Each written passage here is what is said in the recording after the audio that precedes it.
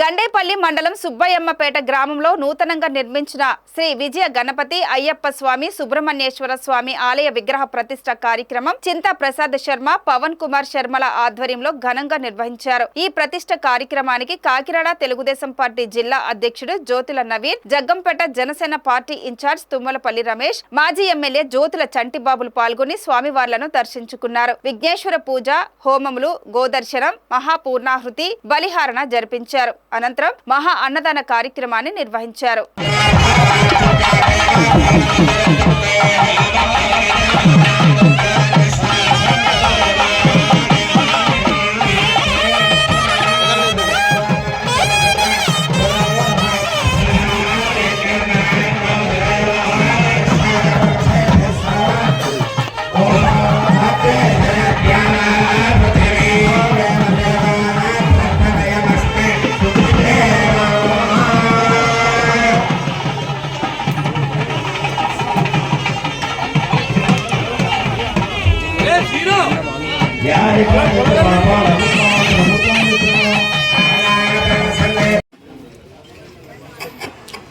సంతర్పణ కార్యక్రమం ప్రారంభమైంది. గ్రామంలోని చిన్నలు పెద్దలు ప్రతి ఒక్కరు కూడా